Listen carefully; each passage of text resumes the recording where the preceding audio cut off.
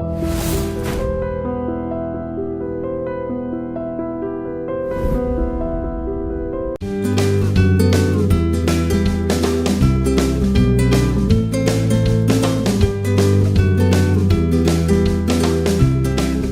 జీవితమే నా సందేశం, ఆ మాట అనగలిగే స్థాయి ఎందరికి ఉంటుంది?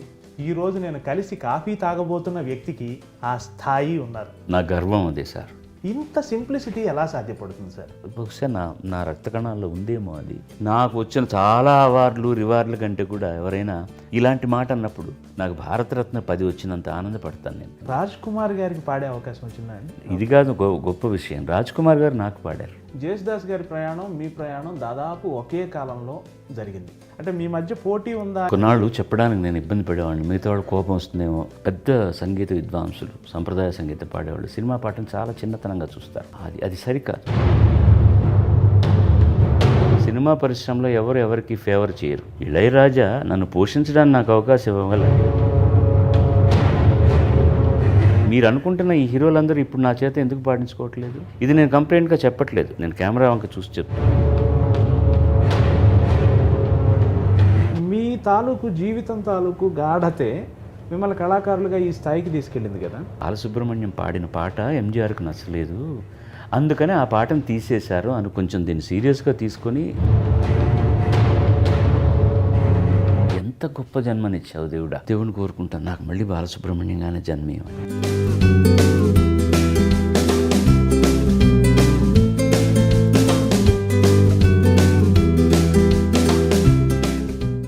నమస్కారం.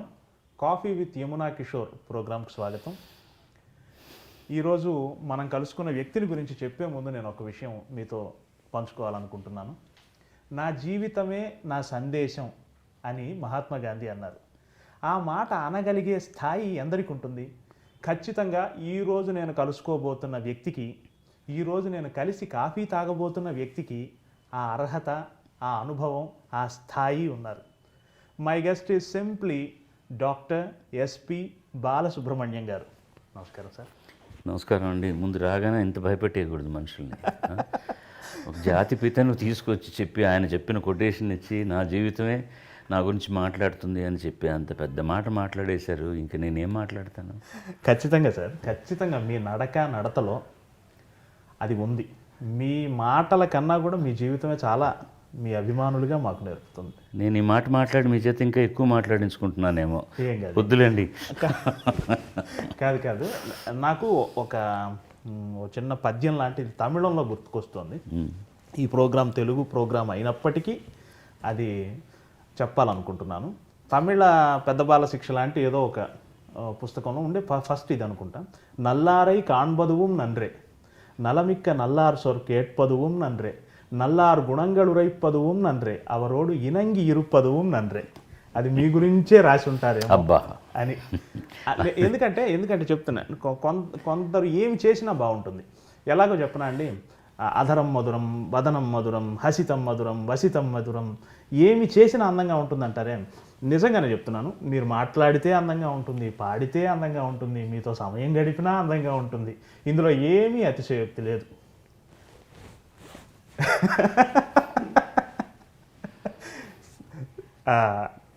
ఇది కూడా మీ స్పందనగానే భావిస్తాను.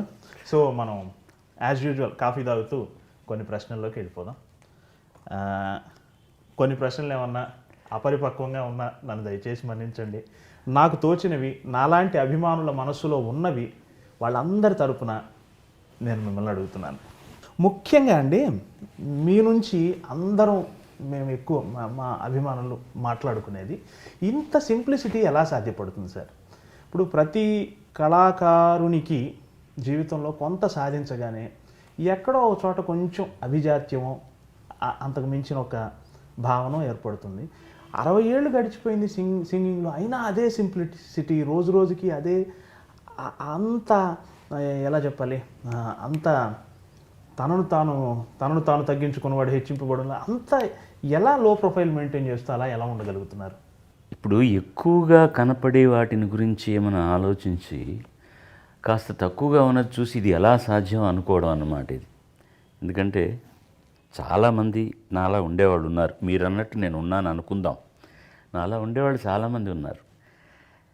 కానీ అలా లేని వాళ్ళు చాలామంది ఉంటారు. ఈ సంఖ్యాపరంగా ఇది లెక్క తీస్తే కానీ ఎవరు ఎంతమంది ఇందులో ఉన్నారు, ఎంతమంది అందులో ఉన్నారని తెలియదు. కానీ అది ఎక్కువ కనపడుతుంది. కారణం ఏంటంటే, మీరు ఒక వార్త తీసుకోండి, లేదా ఒక ఎలక్ట్రానిక్ మాధ్యమంలో ఒకరి గురించి చెప్పేది ఏదైనా తీసుకోండి. అట అని ముందర అన్న తర్వాత అది అవును అయిపోతుంది కొన్నాళ్ళకి. అది గనక చెడ్డ వార్త అయితే. ఒకరిని గురించి నీకు తెలుసా, నిన్న రాత్రి ఆయన ఎవరినో మర్డర్ చేయబోయాడట, తప్పించుకున్నాడు అట అన్నారు కదా. ఇతను వెళ్ళి పక్కన వాళ్ళకి, నీకు తెలుసా, నాకు ఖచ్చితంగా తెలిసింది, నిన్న రాత్రి ఆయన మర్డర్ చేయబోయాడు, తప్పించుకున్నాడు. ఇది అలా అలా పోయి సెన్సేషనలైజేషన్ ఉండేది మాత్రం బాగా మనుషుల హృదయాల్లోకి పోతుంది అనమాట. మామూలుగా ఉన్న దాని గురించి ఎవరు ఏముంది అందులో చెప్పడానికి ఎక్కువ అని మాధ్యమాలు కూడా ఎక్కువ చెప్పవు. ఇదే కాకుండా కొన్ని లక్షల జీవరాశులను సృష్టించిన భగవంతుడు ప్రతిదానికి బుర్ర ఉందండి. అది కూడా, చీమ కూడా ఆలోచించే పని చేస్తుంది. అవి చేసే పనులు మనం చేయలేం. అది మోసే బరువు దాని శరీరానికంటే కొన్ని 100 రెట్లు ఎక్కువ ఉన్నా కూడా మోస్తుంది. తర్వాత ఇబ్బందికర కాలంలో ఉంచుకోవడం కోసమని ధాన్యాన్ని దాచిపెడుతుంది. కలిసికట్టుగా పనిచేస్తాయి అన్నీ కూడాను. ఇలాంటివన్నీ ఆలోచించడానికి ఒక చిన్న బుజ్జి మెదడు దానికి ఇచ్చాడు. కానీ వీటన్నిటికంటే మనిషికి యుక్తాయుక్త విచక్షణ, ఒక మంచి చెడు గురించి ఆలోచించడానికి, మనం చేసే ఒక పని వల్ల వీళ్ళకి ఇబ్బంది కలుగుతుందా, మంచి కలుగుతుందా అని ఆలోచించడానికి ఒక మంచి మేధను ఇచ్చి దేవుడు, నువ్వు వీటన్నిటికంటే విరుద్ధంగా ఉన్నావు కాబట్టి నువ్వు నీలా ఉండాలి, మనిషిగా ఉండాలి అని. వృత్తులు ప్రవృత్తులు చాలా ఉంటాయి. ఒక్కొక్కళ్ళు ఒక్కొక్క పని చేస్తుంటారు. దాంట్లో గొప్ప సాధనలు సాధించిన వాళ్ళు ఉంటారు, సామాన్యులుగా ఉండిపోయిన వాళ్ళు ఉంటారు. కానీ అందరూ మనుషులే. ముఖ్యంగా ఇలాంటి మాధ్యమంలోకి వచ్చాక, సినిమాలోకి వచ్చేసిన తర్వాత, సినిమాకు సంబంధించిన ప్రతి వాళ్ళు కూడా అంతా పైనుంచి దేవలోకం నుంచి ఊడిపడ్డారని అనుకునేటటువంటి తెగ జాస్తి. ఎందుకంటే మామూలు మనిషి చేయలేనిది అవతల వాడు సినిమాలో చేస్తుంటే, ఇది సాధ్యం కానిదైనా సరే మనం అలా ఉండలేం కదా. అందుకని ఆవ్ స్టక్ అంటారు చూడండి, అలా ఈ హీరోలని, వాళ్ళని, హీరోయిన్స్ని ఇలా చూడడం అలవాటు అవుతుంది. సో నాలాగా మామూలుగా ఉండేవాళ్ళు చాలామంది ఉన్నా కూడాను, మిగతా వాళ్ళు కాస్త ఇలా చూసేసరికి ఆయన చూడరా ఎంత సింపుల్గా ఉన్నారు అంటారే తప్పించి, దీనికి పోలిక సాపత్యం అంతే, వేరే ఏం లేదు. మనిషిలా ఉండాలి. తను చేసే పని, తనకు వచ్చే కీర్తి, అది తానంతటా అదే వస్తుంది. రాలేదనుకోండి, దానివల్ల ఏం ఇబ్బంది లేదు. అందుకని తర్వాత నేను అనుకున్న ఒక పాలసీ ఏంటంటే, ముఖ్యంగా నేను ఆలోచించేది, మీరు నన్ను అడిగారు ఈ ప్రశ్న కాబట్టి, ఇది ఏనాడు కలలు కన్నటువంటి వృత్తి కాదు. నేను బాగా పాడతానని 10 మంది చెప్తే, ఓహో నేను కూడా మిగతా చోట్ల బాగా పాడుతున్నాను, నాకు కూడా ప్రైజులు వస్తున్నాయి కాబట్టి బాగానే పాడుతున్నాను, ఇది నాకు ప్రత్యేకంగా దొరికిన ఒక వరం, మా తండ్రి గారి నుంచి సంక్రమించింది, మా అమ్మగారి నుంచి సంక్రమించింది, దేవుడిచ్చింది అనుకున్నాను తప్ప, నా టెక్నికల్ కళ మాత్రం ఇంజనీర్ కావాలని. సో ఎన్నో తమాషా మలుపులు తిరిగి, నేను మొట్టమొదటి పాట పాడిన తర్వాత కూడా కోదండపాణి గారు, నువ్వు కనీసం 40 ఏళ్ళు పాడతావు, నువ్వు డిసిప్లిన్గా ఉంటే అని అన్నప్పుడు కూడా ఏదో భ్రాతృవాత్సల్యంతో అంటున్నాడు ఈయన అనుకున్నాను తప్పించి, మహా అయితే 10 పాటలు పాడతానేమో. ఇప్పుడు ఘంటసాల గారు, పిబి శ్రీనివాస్ గారు, అప్పుడే పరిచయమైన యేసుదాస్ గారు, వీళ్ళందరూ ఉండగా ఈ కుర్రవాడిని, సంగీత పరిజ్ఞానం అంటే వ్యాకరణం తెలియని వాడిని ఎవడు ఎన్నాళ్ళు పెంచి పోషిస్తారు అని అనుకున్నానే తప్ప, నేను బాగా పాడతానని తెలుసు, కానీ వాళ్ళతో పోల్చుకొని నేను ఆ స్థాయికి రాలేను.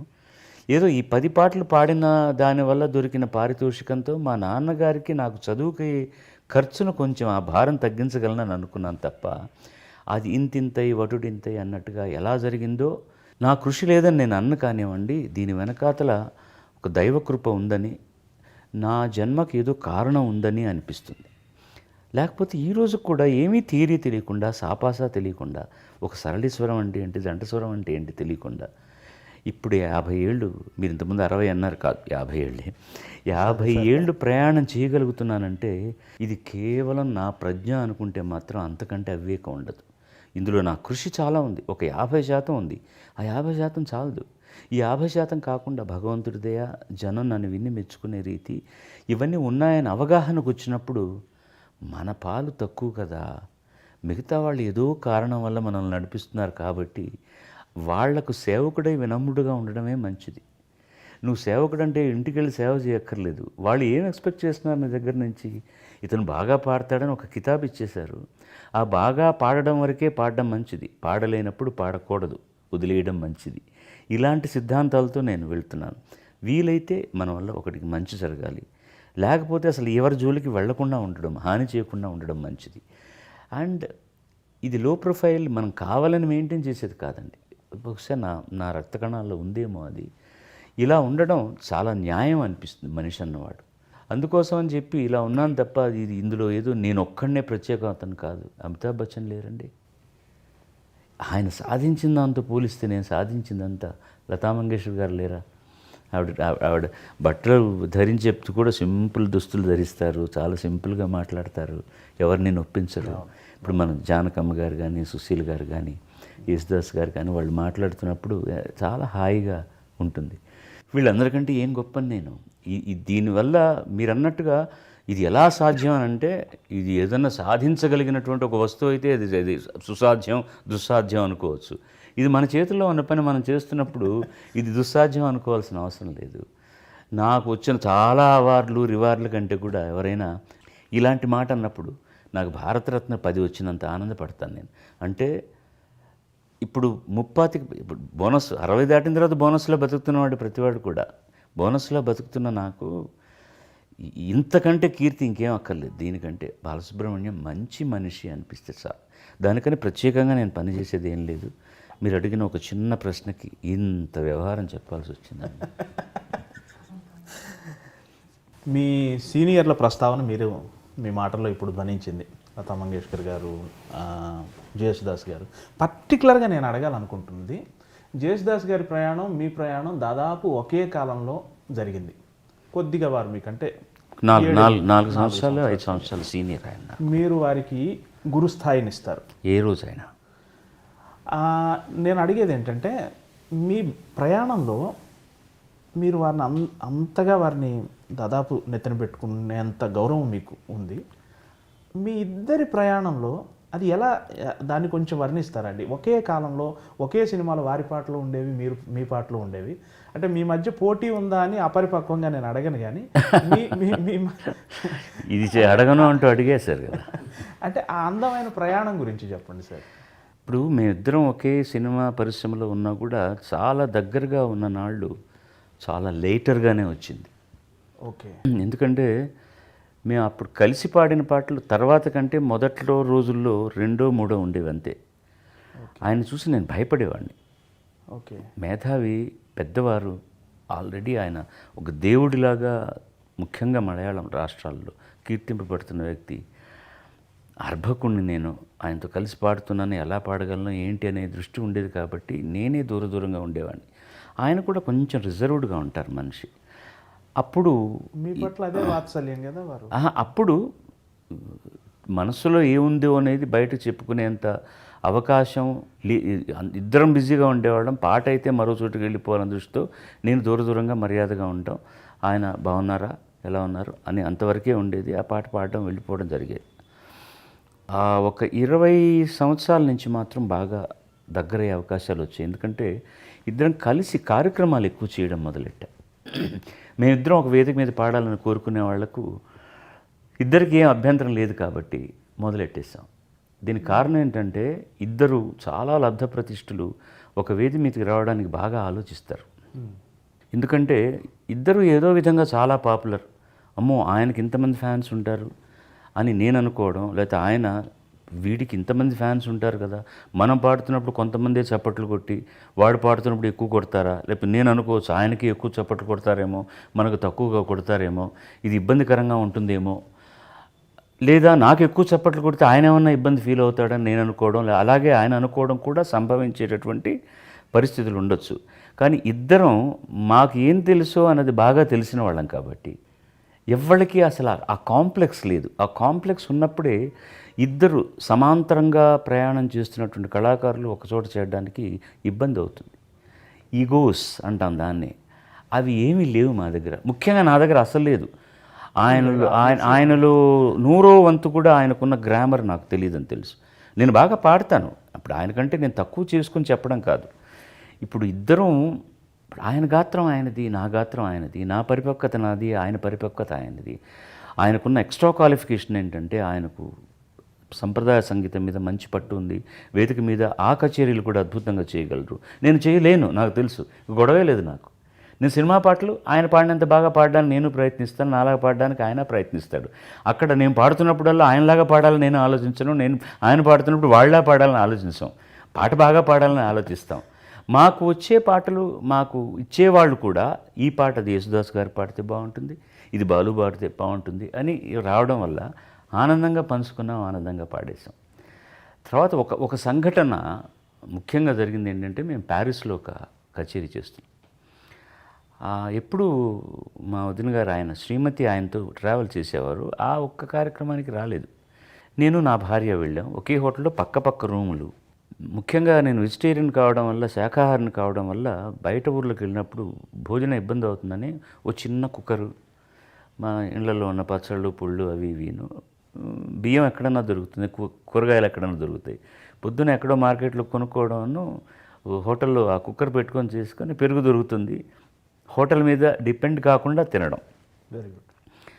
ఆయన నాన్ వెజిటేరియన్ తింటారు ఆయన. సో ఆయన 8 గంటల కార్యక్రమం, 7ంటికి హోటల్ నుంచి వెళ్తూ ఆ కార్యనిర్వాహకులకు ఆయనకి ఏం కావాలో చెప్పి నా రూమ్లో ఉంచండి, ఆ టైంకి హోటల్లో దొరుకుతుందో లేదో అని చెప్పవలసినని చెప్పారు.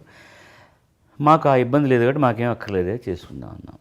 11:30కు కార్యక్రమం అయిన తర్వాత వచ్చాం. మంచి చలికాలం.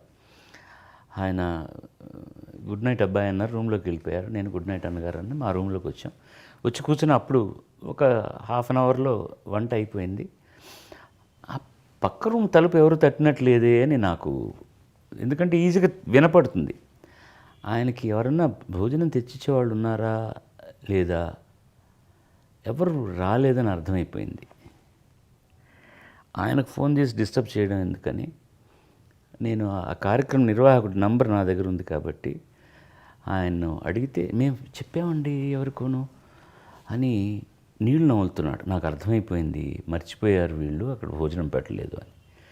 నేను మా ఆవిడ కలిపి ఒక 4 ముద్దలు ఈ పొడివి అవి ఇవి కలిపి ఒక ప్లేట్లో నేను రూమ్ సర్వీస్ అని తలుపు తట్టాను. ఆయన ఆల్రెడీ నిద్రపోతున్నారు. తలుపు తీశాడు.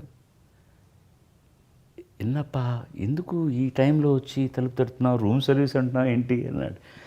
లేదు అన్నగారు, మీ తలుపు ఎవరు తట్టినట్లేదు, మీకు భోజనం వచ్చిందో లేదో, మర్చిపోయినట్టున్నారు, ఏం చేస్తాం, మంచినీళ్ళ దగ్గర పడుకున్నాను అన్నాడు. మీకు నచ్చుతుందో లేదో ఏదో ఇక్కడ చేసుకున్నాం అంటే, ఆయన అది తింటూ కళ్ళ నిండా జలజల కళ్ళనీళ్ళు కారాయి. జీవితంలో ఆకలంటే బాగా తెలిసిన వాడిని, చాలా కష్టపడి వచ్చాను, ఎన్నో దేవాలయాలు తిరిగాను, అందరూ దేవుళ్ళ మీద పాడాను, ఇంత చక్కటి ప్రసాదం నాకు జీవితంలో ఎప్పుడూ దొరకలేదు నాయన అన్నారు.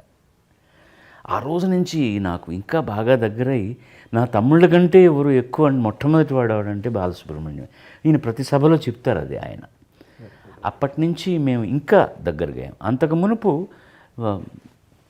ఒక వృత్తిరీత్యా ఆయన ఒక మంచి పాట పాడితే, ఇంత మంచి పాట మనకు దొరకలేదే నేను అనుకోవడం, నేను అనుకుంటాను కాబట్టి అది నాకు తెలుసు.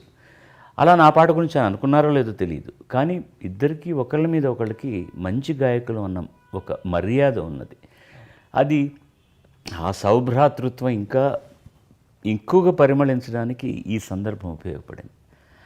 ఆయన మా నాన్నగారు దాదాపు 20 సంవత్సరాలు ఉంచా వృత్తి చేసి త్యాగరాజ ఆరాధన ఉత్సవాలు నెల్లూరులో చేసేవారు. పోయిన సంవత్సరం 50 సంవత్సరం. మా నాన్నగారు పరమపదించి 25 ఏళ్ళు పైన అయింది. ప్రతి సంవత్సరం నేను ఒక గాయకుడిని గాయనిమణిని అక్కడికి తీసుకెళ్ళి పాడించడం ఆనవాయితీ. ఈ పోయిన సంవత్సరం అడగంగానే ఆయన వచ్చారు, ఒక్క పైసా తీసుకోకుండా ఆయన వచ్చి ఆ వేదిక మీద నేను ఆయనకు సాష్టాంగంగా ఆయన కాళ్ళకు మొక్కాలని నా కోరిక. మా నాన్నగారు ఇచ్చిన వేదిక అది. ఆయన చలించిపోయారు. నా మీద గౌరవం ఉందని తెలుసు, ఇంతమంది నువ్వు పెద్దవాడి రా, ఎందుకు నాకు కాళ్ళకు దండం పెడతా, నేను పెద్దవాడిని, మీరు నాకంటే పెద్దవాళ్ళు కాబట్టి మీ కాళ్ళకు దండం పెట్టడం తప్పులేదు అని ఆయనకు ఒక జ్ఞాపిక ఇచ్చాం. మా నాన్నగారు మొట్టమొదట ప్రారంభించినప్పుడు ఆ వేదిక మీద మొట్టమొదటి పాడినవారు చెంబై వైద్యనాథ భాగవతార్, యేసుదాస్ గారి గురువు గారు. ఆ బొమ్మ చూసి ఆయన చాలా కదిలిపోయి, మా గురువుగారు ప్రారంభించిన వేదిక మీదకి నేను రావడానికి 50 ఏళ్ళు పట్టిందన్నమాట అన్నారు. అంటే ఎంత సంస్కారం ఉన్నవాడు. సో ఆ బేసిక్ సంస్కారం ఉన్నప్పుడు ఏ విధమైన ఇబ్బంది రాదండి మనుషులు, మీరే హాయిగా జరిగిపోతుంది. ఒకవేళ ఇప్పుడు మీరు అన్నయ్యని గురించి అడిగారు కాబట్టి నేను చెప్పాను, మిగతా ఎవరైనా అటు ఇటుగా ఉన్నా కూడా నేను చాలా సర్దుకుపోతాను. వాళ్ళే వీడు ఇంత మంచివాడు ఏంట్రా వీడితో మనం ఇలా పోటీ పెట్టుకున్నాం అనుకునే స్థితికి వచ్చేస్తారు. చాలామంది అలా అయ్యారు. చాలామంది నా మీద విమర్శలు చేసి చివరిదాకా అలా ఉన్నవాళ్ళు ఉన్నారు. నేను దాన్ని పట్టించుకోను. ముందు నాకు తెలియాలి నేను చేస్తుంది కరెక్టా కాదా అని. నేను సరిగ్గా ఉన్నాను అనుకున్నప్పుడు మిగతా వాళ్ళు ఏమనుకుంటే నాకేంటి. నన్ను ఎక్కువ నన్ను పొగడొద్దని అనేవాడిని, తెగనాడే వాళ్ళ గురించి కూడా నేను పట్టించుకోను. ఈ బయటి ఊళ్ళకి లేదా బయట దేశాలకు వెళ్ళినప్పుడు మీకు ఇటువంటి ఇబ్బందులు ఎదురవుతూ ఉంటాయి కదండి నిర్వాహకుల నుంచి? చిన్న చితగా జరుగుతాయండి, వాళ్ళు మనుషులే, ఏదో ఒకసారి మా జరుగుతుంది. వల్లే మీకు ఒక ఇబ్బంది జరిగింది. వీలుంటే ఈ ఇంటర్వ్యూ సందర్భంగా నేను క్షమాపణ కూడా చెప్పుకోవాలనుకుంటున్నాను. ఒకసారి మైసూర్లో మనం షూట్ చేస్తున్నప్పుడు ఆ రోజు భోజనం రాలేదు. మనం ఎక్కడ రామనగర జిల్లాలో మేల్కోటలో షూట్ చేస్తున్నాం. బహుశా అదే మన మొట్టమొదటి రైట్ షూట్. అయితే ఆ రోజు భోజనం రాలేదు. ఏదో బండి ఆగిపోయింది మైసూర్లో. ఆగిపోతే నేను మీ దగ్గరకు వచ్చి చాలా భయంగా చెప్పాను, సార్ భోజనం కొంచెం లేట్ అవుతుందేమోనండి. ఏం పర్వాలేదండి, 2 అరటిపళ్ళు ఉన్నా చాలు అన్నారు మీరు. అది నిజంగా అది మీ సంస్కారానికి సంస్కారం కాదండి. ఇప్పుడు సమస్య వచ్చినప్పుడు ఆ సమస్య కావాలనే వచ్చిందా లేకపోతే అనుకోకుండా జరిగిందా అన్నప్పుడు దాన్ని అనుసరించి మనం పోవాలి. కానీ ఏం సాధిస్తాను అప్పుడు మీ మీద కోప్పడి నేను అంటే భోజనం ముందు చెప్పించాలని తెలీదా, అది జాగ్రత్తగా చూసుకోవాల్సిన డిపార్ట్మెంట్ లేదా, లేనిపోని గొడవ రప్చర్ అయ్యి ఆ తర్వాత వర్క్ సక్రమంగా జరగదండి. మీ మీద నా కోపమే పనిచేస్తూ ఉంటుంది, మీరు నన్ను నిర్లక్ష్యం చేశారన్న భావనే నాలో ఉంటుంది. అందంగా జరగాల్సిన ఒక క్రియేటివ్ ఆర్ట్ చండాలం అయిపోతుంది. ఆ రోజు మేల్కోట దేవాలయ ప్రసాదం మనందరికీ భోజనంగా వచ్చింది. కాసింత పులిహోర, కొద్దిగా పాయసం. అంతకంటే మీరు ఏం భోజనం అరేంజ్ చేసినా నాకు తృప్తిగా ఉండేదా చెప్పండి.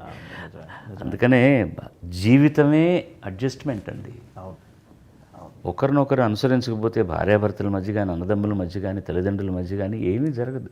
జీవితం అంతా కూడా మనకు చక్కగా సిమెంట్ రోడ్ వేసేసి బిఎండబ్ల్యూనో మెర్సిడీస్లోనో వెళ్ళాలంటే కుదరదు. అడపదడప ఆ బండి కూడా ఆగిపోతుంటుంది, మనమే నెట్టాల్సి వస్తుంది, మనమే ఇంకోటికి సహాయం చేయాల్సి వస్తుంది. అలా తీసుకుంటే ఏది ఇబ్బంది లేదండి, హాయిగా జరిగిపోతుంది. అవును, ఇటువంటి మంచి అభిప్రాయాలు మీ నుంచి వస్తాయి అని నాకు తెలిసే నేను ముందు నా జీవితమే నా సందేశం అనగలిగే అర్హత ఉన్న వ్యక్తిని కలుస్తున్నాం అన్నాను. ఓకే, ఇది 10 మంది కనుక ఇది నన్ను నమ్మి, అది ముఖ్యం. ఇప్పుడు కెమెరాలు ఉన్నప్పుడు రకరకాలుగా చాలామంది మాట్లాడతారు, అది ఏది హృదయాంతరాళంలోంచి వస్తుంది, ఏది ఇక్కడి నుంచి వస్తుంది, 10 మందిని మభ్యపెట్టడానికి ఏం చెప్తున్నారు అని విచక్షణ వివేచన ఉన్నవాళ్ళు చాలామంది జనం ఉన్నారు.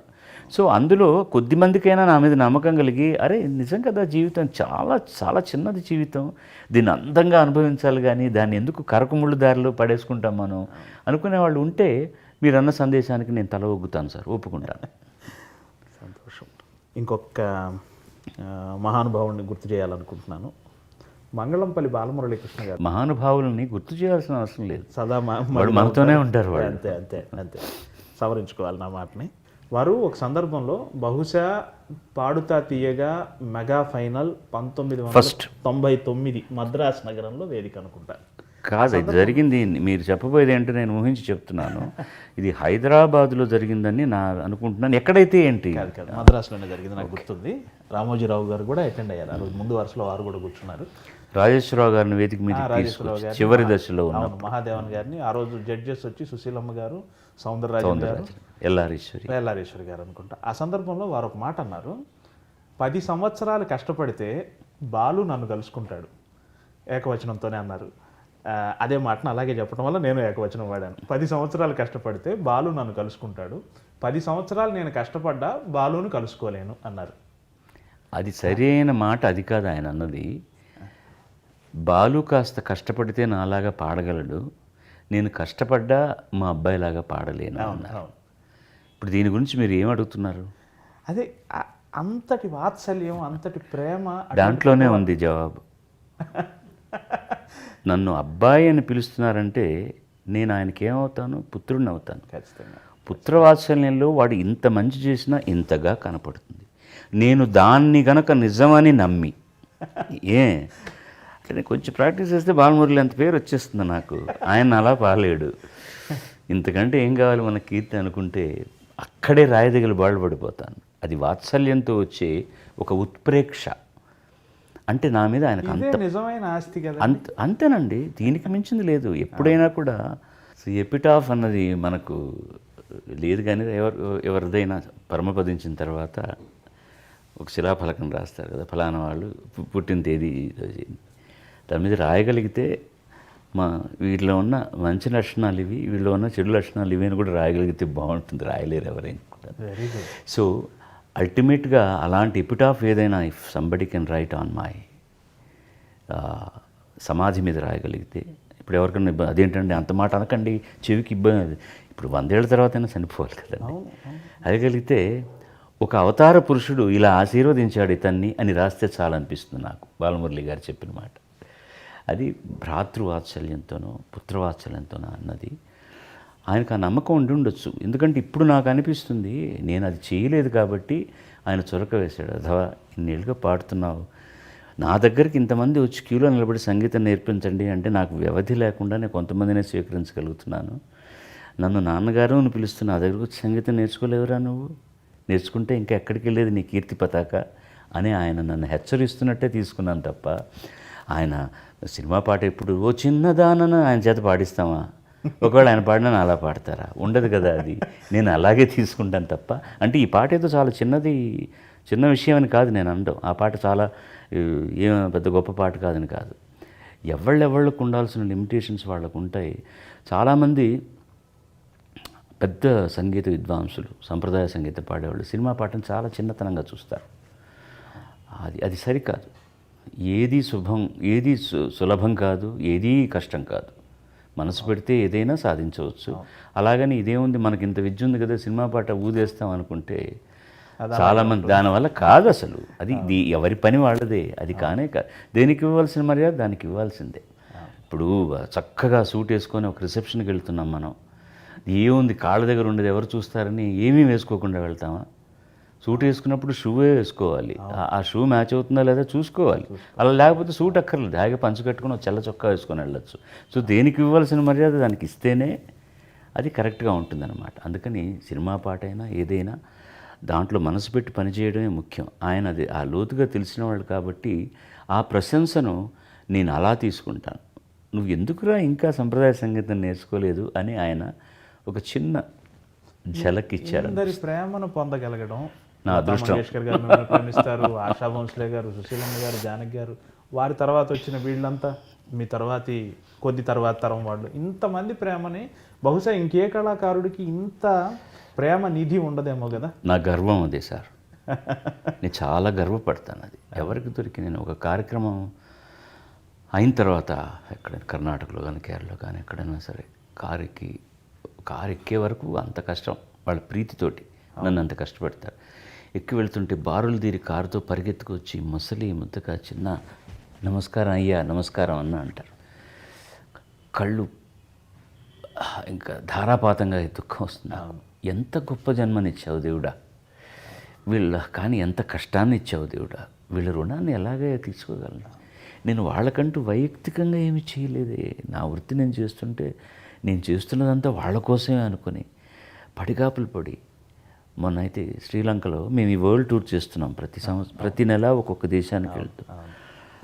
అంతకు మునుపు 2 రోజులు బాగా ఎండ కాసింది. ఆ రోజు సాయంత్రం మా కార్యక్రమానికి ముందు ఒక అరగంట కేకే గారు వచ్చి కొన్ని హిందీ పాటలు పాడాలని, విపరీతమైన వర్షం. పాప ఆయనకు మొదలు పెట్టక తప్పదు, చేస్తున్నారు. నేను నా క్యారవాన్లో ఉన్నాను. అంత దీర్ఘంగా అంత లోతుగా నేను ఎప్పుడు భగవంతుని ప్రార్థించలేదు. సరే వర్షం చినుకుల్లాగా జరుగుతోంది. నేను బయట నన్ను రమ్మన్నారు వెళ్దామండి అంటే, జనం ఉన్నారా ఉన్నారు సార్ అన్నారు. నేను వేదిక ఎక్కగానే వర్షం ఆగిపోయింది. జనాలు పిల్ల జల్ల గొడుగు పట్టుకున్నారు, కుర్చీలు పెట్టుకున్నారు, చుట్టుపక్కల చెట్ల కింద ఉన్నారు. వచ్చిన 7,000 మందిలో ఒక 500 మంది వెళ్ళిపోయి ఉంటారేమో కుదరదని. అప్పటి నుంచి రాత్రి 12 గంటల వరకు కార్యక్రమాన్ని చూశారు. ఎంత ఆనందపడ్డారు, కన్నీళ్లు పెట్టుకున్నారు, కేరింతలు కొట్టారు. 12:05కు వేదిక దిగుతుంటే కుంభద్రోణ వర్షం మొదలైంది. ఏమనుకోవాలి దీన్ని? వాళ్ళ ప్రేమ ప్రకృతిని కూడా శాసించింది అని అనుకుంటాను. ఎస్. సో దాని మీద అంత గౌరవం ఉన్నప్పుడు నా దిగులల్లా ఒకటే. ఇప్పుడు మామూలుగా ప్రతి ఒక్కళ్ళు జన్మరాహిత్యాన్ని కోరుకుంటారు. నాకు ఈ జన్మ చాలు మనిషిగా, నాయన ఇంకెప్పుడు నీ దగ్గర అక్కడికి వెళ్తామో ఉంటామో లేదో తెలియదు, కానీ జన్మరాహిత్యం కోరుకుంటారు. నాకు చాలా జన్మలు కావాలని కోరుకుంటాను నేను. అది ముఖ్యంగా వీరశైవుల్లో ఎక్కువగా ఉంటుంది. అవును, వీరశైవుల్లో చాలా ఎక్కువ ఉంటుంది. ఆ లింగాన్ని చేతిలో పెట్టుకొని అభిషేకం చేస్తూ, ఇది చాలట్లేదు నాకు ఈ సంతోషం స్వామి, మళ్ళీ మళ్ళీ నాకు ఇవ్వు, ఇంకా నీ సేవలో నేను తరించాలి, జన్మలు ఇవ్వాలని. నేను ఆ ఆధ్యాత్మిక చింతనతో కాకుండా ఇంతమంది రుణం తీర్చుకోవాలంటే నేనేం చేయగలను? ప్రతి ఇంటికి గడపకు వెళ్ళి నేను సాష్టాంగ నమస్కారం చేయలేను. నేను బాగా పాడాలి, వాళ్ళకి ఇంకా సంతోషాన్ని ఇవ్వాలి. కానీ ఒక జన్మ చాలదు కదా. దేవుని కోరుకుంటాను నాకు మళ్ళీ బాలసుబ్రహ్మణ్యంగానే జన్మేయమని. దీంట్లో మళ్ళీ ఒక చిన్న లంకి ఉంది. నేను ఇంకో జన్మలో బాలసుబ్రహ్మణ్యంగా పుట్టినా వీళ్ళందరూ మళ్ళీ పుడతారా ఇలాగే? వాళ్ళు ఆ రుణాన్ని తీసుకుని అలాగే వెళ్ళిపోతారు. వీళ్ళందరూ కూడా పుట్టాలి, నేను పుట్టాలి. ఇది సాధ్యం అవుతుందా లేదో తెలియదు, కానీ అంటే అంత గంభీరమైనటువంటిది నా కోరిక. ఎందుకు వినయంగా ఉండడానికి అవకాశం లేదండి. ఏమి చేసుకున్నాం మనం, నాకు ఇప్పుడు కూడా అర్థమైపోతుంది గుండె. ఎంత ప్రేమ, ఎంత గౌరవం, ఎంత మంచి జన్మిచ్చాడు దేవుడు. మీరు చెప్తుంటే అసలు మాటలే లేవు. ఒక్కటి మటుకు తెలుగువాడిని అయినా కానీ నేను ఒక్క కమెంట్ చేయాలనుకుంటున్నానండి. మీ అభిమానులందరిలో కూడా కన్నడ ప్రజల అభిమానం అతి తీవ్రమైందండి. కొన్నాళ్ళు చెప్పడానికి నేను ఇబ్బంది పడేవాడిని. మిగతా వాళ్ళు కోపం వస్తుందేమో, అందరూ నన్ను ముద్దుగా చూసుకుంటున్నారు, ఎందుకు వీళ్ళ దగ్గర అంటే మేము కాదా అని. ఎందుకంటే నేను ఫేస్బుక్లో ఇండియా గెలవగానే బ్రావో ఇండియన్ టీమ్ అని నేను పెట్టగానే అందరూ సంతోషంగా పెడుతూ ఎవరో ఒకరు మీకు క్రికెట్ అయినా గేమ్ లేదా, ఇంకా మన junior hockey team world cup గెలిచారు అది పెట్టాను, అది ఆయన చూడలే. ప్రతి వాళ్ళు మనిషి అన్నవాడికి ఎప్పుడు ఇందులో ఎక్కడన్నా ఇబ్బంది ఉందా, నెగటివిటీ ఉందా అని ఆలోచిస్తారు తప్ప, అరే వీళ్ళు బాగా ఆడారు మన అన్నాను కానీ మనం కూడా చప్పట్లు కొడదామని ఆలోచించరు. అంటే వీడైనా గొప్ప, వాళ్ళు కాదా, అలా నెగటివ్గా ఆలోచించేవాళ్ళు చాలామంది ఉంటారు. ఇప్పుడు మీరన్నట్టుగా అది చెప్పడానికి కొన్నాళ్ళు నేను సంశయించేవాడిని, కానీ ఇప్పుడు వీటికి నేను చాలా అతీతున్నాను. ఎందుకంటే కొన్ని ఉన్నటువంటి శృంఖలాలన్నీ మెల్లమెల్లగా తెంచుకుంటూ నేను విశ్వమానవుడిని అవుతున్నాను. అలాంటప్పుడు చెప్పకుండా ఉంటే అవతల వాళ్ళకి ద్రోహం చేసిన వాడిని కూడా అవుతాను. కారణం ఏంటో నాకు తెలియదు. ఇప్పుడు నన్ను తెలుగు వాళ్ళు ప్రేమిస్తారు, తమిళీయులు ప్రేమిస్తారు, మలయాళీలు ప్రేమిస్తారు, అండ్ నార్త్లోనూ ప్రేమిస్తారు. కానీ ఈ కన్నడిగులు కాదు, ఆ పిచ్చి ఏమిటో తెలియదండి. నేను రోడ్లో నిలబడి ఆ బస్సు కింద పడిపోంటే వాడు నమస్తే గురువు అని వెళ్ళి పడిపోతాడు. అవును, ఖచ్చితంగా. అది ఎందుకో నాకు తెలియదు, కారణం ఏంటో. అన్ని మంచి పాటలు ఇచ్చారు. ఎవరైనా అంటే వాళ్ళు చాలా భాషా ప్రియత్వం ఎక్కువగా ఉన్నవాళ్ళు, వీరశైవులు కూడా ఎక్కువగా అక్కడే ఉన్నారు.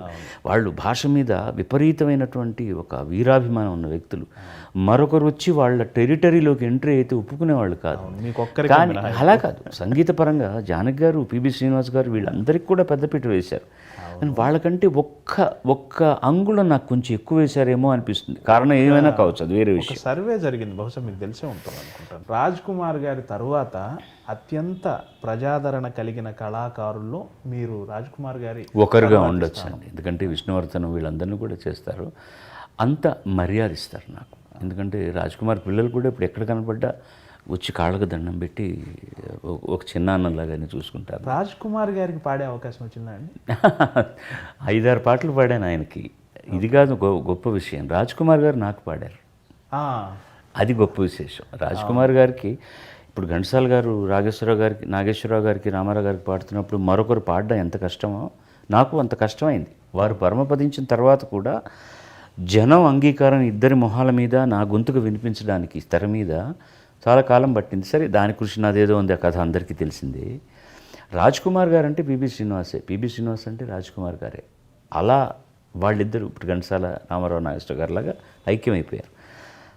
ఆయన చాలా గొప్ప గాయకుడు రాజ్ కుమార్ గారు, చాలా ట్రైన్డ్ సింగర్, ఆయన నేషనల్ అవార్డు విన్నర్ ఆల్సో. చాలా సంప్రదాయ సంగీతాన్ని పాడగలరు, సినిమా సంగీతాన్ని పాడగలరు. ఒక సినిమా చేశాను, అల్లుడు గారు అని తెలుగులో వచ్చింది కదా, మామగారు. అందులో దాసనారాయణ గారు వేసిన పాత్రని తమిళంలో జనకరాజ్, అది మొదట ఆధారం, అది తర్వాత తెలుగులో చేశారు, కన్నడంలో నేను చేశాను. ఓం సాయి ప్రకాష్ గారు డైరెక్టర్. దానికి మ్యూజిక్ కూడా నేనే చేశాను. అల్లుడి పాత్ర శశికుమార్ అనే తెలుగు అబ్బాయి, బట్ కన్నడంలో చాలా ప్రముఖ హీరో అప్పుడు.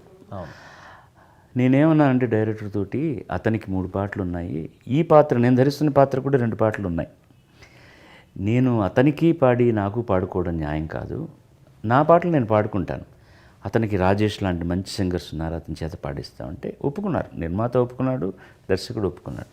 కానీ ఆ అబ్బాయి ఒప్పుకోలేదు, శశికుమార్. నాకు మీరేం చేస్తారో నాకు తెలియదు, నేను మీ గొంతు పెరిగిన వాడిని, మీరు సడన్గా ఇప్పుడు నాకు నేను వేరే వాళ్ళ చేత పాడిస్తుంటే నేను ఒప్పుకోను, నేను ధర్నా చేస్తాను, నాకు మీరే పాడాలి. వెళ్ళిన తర్వాత ఎట్లా నచ్చ చెప్పండి అయ్యా అన్న డైరెక్ట్. లేదు సార్, మూర్ఖుడు సార్, వింటం లేదు సార్ అతను అన్నాడు.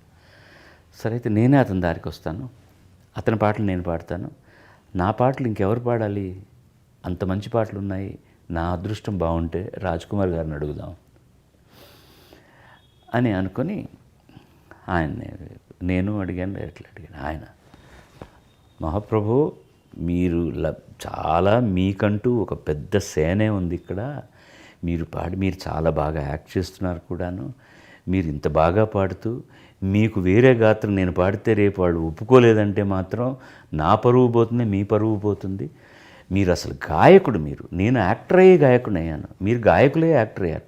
ఒక గాయకుడికి నేను ప్లేబ్యాక్ పాడే, అంత పేరున్న గాయకుడికి ప్లేబ్యాక్ పాడే సాహసం నేను చేయలేదన్నారు. ఎంత చెప్పినా ఒప్పుకోలేదు ఆయన. నేను ట్రాక్స్ నేను పాడేసుకున్నాను, నా పాటలవి. మేము షూటింగ్కి వెళ్తున్నాను అన్నగారు, ఆ ట్రాక్స్ ఫలానా స్టూడియోలో ఉన్నాయి, క్యాసెట్లు మీకు ఇచ్చాను, మీరు పాడేదాకా ఆ సినిమా రిలీజ్ కాదు, ఇంకా మీ దయ అని ఆయన ఎంత వారిస్తున్నా వెళ్ళిపోయాం. ఆయన ఆలోచించి ఇది ఇంక వీళ్ళు ఒప్పుకునేటట్టు లేరని ఆయనే రికార్డింగ్ స్టూడియోకి వెళ్ళి, నేను లేను, ఆ పాటను నేను ఎలా పాడానో దాన్ని ఆయన పాడి, ఆ తర్వాత ఏదో పాడాను, నాకేమో మీరు పాడినట్టు లేదు, బాగాలేకపోతే నన్ను ఏమీ అనుకోకండి అని పారితోషికం తీసుకోకుండా ఆ పాటలు ఒక్క లైన్ ఏమైనా వీలుంటే, దీపావళి దీపావళి తనానా తరాననా తననా తననా, ఇదొకటి. తర్వాత అల్లుడి క్షేమం కోసమని తీర్థయాత్రలు చేస్తూ వెళ్తాడు ఇతను. కన్నప్ప కొట్టను కండను తరితాని నానన శివనే హరనే అని ఓ పాట, ఈ 2 ఆయన పాడారు. నాకు ఆ సినిమాలో అన్ని పాటలు హంసలేఖ రాసి. ఇప్పుడు ఒక పొసెసివ్నెస్ చాలామంది హీరోలు మేమే చూపిస్తారు, మాకు బాలుగారే పాడాలి, అది ప్రేమతోనే. ఇప్పుడు సల్మాన్ ఖాన్ బాలుగారే కావాలి, దాదాపు 10 ఏళ్ల పాటు ఆయన నోటి నుంచి వచ్చిన ప్రతి పాట మీదే. అట్లాగే రజనీకాంత్, చిరంజీవి గారు, ఇలా చాలామంది ఒక వ్యక్తిగతమైన ప్రేమను కూడా మీ మీద పెంచుకున్నారు కదా, అది మీకు ఎలా అనిపిస్తుందండి? సార్ అంత నేను సల్మాన్ ఖాన్కి 10 ఏళ్ళు ఏం పాడలేదండి, ఒక 4-5 సంవత్సరాలు పాడుంటాను. 91 to 97 or something like that I have song. Because అతని కెరీర్ నాతో ప్రారంభమైంది, పీపుల్ ఐడెంటిఫై చేశారు. తర్వాత అక్కడ నార్త్లో వాళ్ళ సింగర్స్ వచ్చిన తర్వాత ఇప్పుడు నేను అస్సలు పాడలేదు, అతను బోల్డ్ సినిమాలు చేశారు, నేనేం పాడలేదు. అలాగే సార్, ఎవరైనా కూడాను ఒక అలవాటు అయిపోయిన తర్వాత వాళ్ళ పర్ఫార్మెన్స్కి నా గాత్రం దోహదం చేస్తోంది అనుకున్నప్పుడు, నేను పాడడం వల్ల వాళ్ళ పర్ఫార్మెన్స్ కూడా ఒక కొత్త డైమెన్షన్ దొరుకుతుంది అనుకున్నప్పుడు కోరుకోవడంలో తప్పేం లేదు. ఇక్కడ పొసెసివ్నెస్ అనేది వైయక్తికం కాదు. నేను చాలా బాగా పాడతాను ఉన్నమాట, ఇప్పుడు కూడా నేను చాలా బాగా పాడతాను కాబట్టి వాళ్ళ పర్ఫార్మెన్స్కి అది ఆలంబన అవుతుంది కాబట్టి నేను కావాలని కోరుకున్నాను. మీరు ఒక నిమిషం, మీరు అనుకుంటున్న ఈ హీరోలందరూ ఇప్పుడు నా చేత ఎందుకు పాడించుకోవట్లేదు? మిమ్మల్ని నేను ఇంటర్వ్యూ చేస్తున్నాను, చెప్పమానండి. చాలామంది ఆ తర్వాత సినిమాలు యాక్ట్ చేస్తూనే ఉన్నారు కదా. ఇప్పుడు ఉన్నటువంటి లబ్ధ ప్రతిష్ఠలైన ఆర్టిస్టులందరికీ నేను పాడాను, వాళ్ళు మొదలుపెట్టినప్పటి నుంచి పాడుతూనే ఉన్నాను. గత 7-8 ఏళ్ళుగా వాళ్ళు బాలుగారే కావద్దు అని ఎందుకు అనుకుంటున్నారు? కారణం ఒకటే ఉండాలి, నేను బాగా పాడలేని దశలోనన్నా ఉండాలని వాళ్ళు అనుకోవాలి. కాదు, నేను అలా లేను, ఎందుకంటే అలా ఉన్న దశ వస్తే నేను వెళ్ళిపోతాను. ఇది కాలచక్రంలో జరిగే మామూలు పరిణామం అంతే. కొత్త వాళ్ళు ఎవరైనా వచ్చినప్పుడు వాళ్ళ అవకాశం ఇవ్వడానికి పాత వాళ్ళని పక్కకు పెట్ట తప్పదు. ఇప్పుడు రజనీకాంత్ చిరంజీవి అన్నారు, వాళ్ళతో ఆగిపోయిందా ప్రపంచం? నాగేశ్వర రామారావు గారు తాగిందా? ఇంకోళ్ళు వచ్చారు వస్తూనే ఉంటారు. అలాగే ఈ సాంకేతిక శాఖలో కూడా కొత్త వాళ్ళు రావాల్సి వస్తుంది. ఇక్కడే నేను కనుక్కున్నది ఒకటే సార్, సినిమా పరిశ్రమలో ఎవరికి ఫేవర్ చేయరు. మీతో పని ఉంటేనే, ఇది నేను కంప్లైంట్గా చెప్పట్లేదు, నేను కెమెరా వంక చూసి చెప్తున్నాను. ఇప్పుడు వాళ్ళు నన్ను పిలవలేదని నేను కంప్లైంట్ చేయలేదు. I'm not doing it. ఇది సహజమైనటువంటి పరిణామం. బట్ వన్ థింగ్, అలాగని చెప్పి నన్ను నేను తక్కువ చేసుకోవడానికి ఇష్టపడను. నా చేత పాడించుకోకపోవడం అనేటటువంటిది వాళ్ళ నష్టం, దురదృష్టం అన్ను నేను. మీరు ఎవరు పాడినా సరే నెక్స్ట్ అదే పాట నేను పాడితే ఎలా ఉంటుంది నాకు తెలుసు. అలాగని చెప్పి నేనే పాడాలి ఇంకెవరికి ఇవ్వకూడదని కాదు. కాలంతో పాటు కొత్త గొంతుకులు వస్తున్నాయి కాబట్టి, ఒక సంగీత దర్శకుడు వాళ్ళు కావాలని కోరుకుంటున్నారు కాబట్టి వాళ్ళతో వాళ్ళు ప్రయాణం చేయడం సహజం. వాళ్ళకు అవకాశం రావాలి. But I want to ascertain ఒక పాయింట్ చెప్పదలుచుకుంది ఏంటంటే, నేను గతంలో వాళ్ళకి ఎలా పాడగలిగానో ఇప్పుడు కూడా అలా పాడగలను. ఇప్పుడు నేను పాడలేకపోవడానికి కారణం ఏంటంటే ఈ కాలంతో వచ్చేటటువంటి ఒక పరిణామం. అది సహజంగానే తీసుకోవాలి. కాబట్టి నన్ను వీళ్ళు పిలవట్లేదే, నేను పనికిమాలిన వాడిని అనుకోవాల్సిన అవసరం లేదు. But I can definitely say, అది నేను వాళ్ళకు పాడకపోవడం మాత్రం వాళ్ళకు డెఫినెట్గా మైనస్ పాయింటే. అది కూడా నేను ఒప్పుకోకపోతే ఇంకెందుకంటే నేను బాలసుబ్రహ్మణ్యం మీకోసం ఎంజీఆర్ గారు లాంటి వారు ఓ 2 నెలల పాటు, అది మీరు చాలా మొగ్గ దశలో ఉన్నప్పుడే మీకోసం 2 నెలలు ఆగిన చరిత్ర ఉంది. ఆయిరం నిలవేవా. దానికి కారణం మీకు తెలుసు. వీడు పాడకపోతే నా పాటకు నాకు పెర్ఫార్మెన్స్ కుదరదని అనుకునే దశ కాదు. అప్పుడు కాదు, ఎలా ఉంటుందో ఆయనకు తెలియదు. జనంలోకి వచ్చే మొట్టమొదటి పాట ఎలా ఉంటుందో తెలియదు. మీరు అడిగిన ప్రశ్నలోనే సమాధానం ఉంది.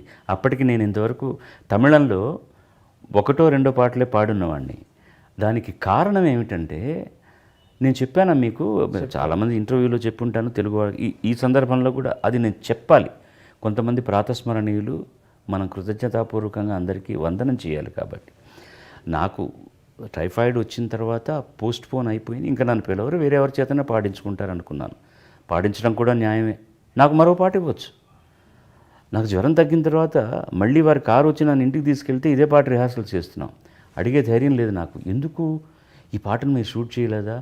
మీరు రాజస్థాన్లో షూట్ చేయాలనుకున్నారు, దీని పర్మిషన్స్, దీంతోపాటు కొన్ని సీన్లు తీయాలి, ఒక 200 మంది జూనియర్ ఆర్టిస్టులు, డాన్సర్లు, అంతమందిని పెట్టుకొని ఈ పాటను తీయకుండా పోస్ట్ పోన్ చేయాల్సిన అవసరం ఒక సౌందరరాజన్ గారు దొరకలేదనుకోండి, అప్పుడు నేను ఒప్పుకుంటాను. బాలుడు అనేవాడు 2 పాటలు పాడినవాడే.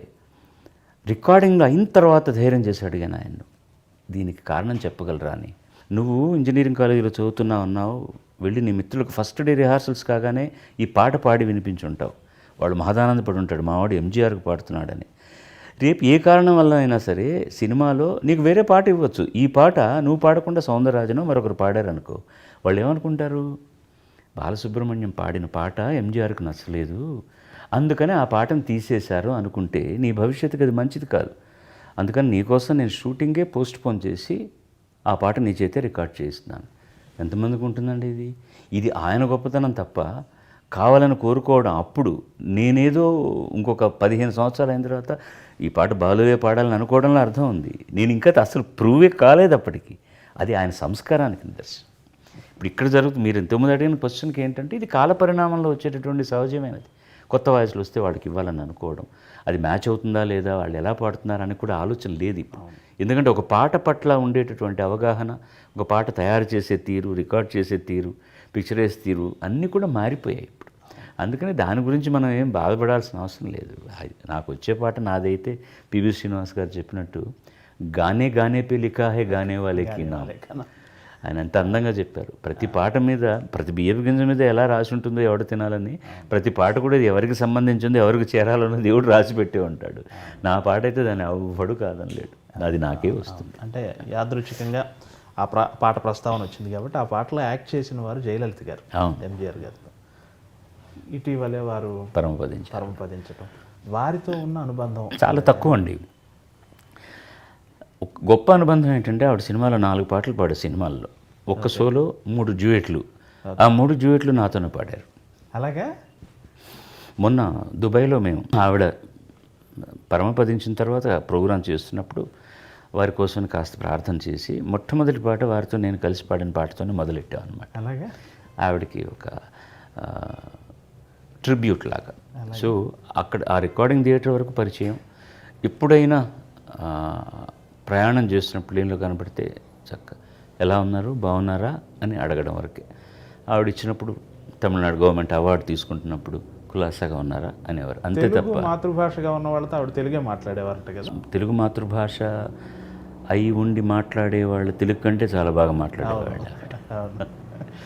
నెల్లూరులో ఒకసారి మన నంది అవార్డ్స్ ఫంక్షన్ జరిగింది. దాంట్లో నాకు అవార్డు వస్తే ఆవిడని ముఖ్య అతిథిగా, అప్పుడు తమిళనాడు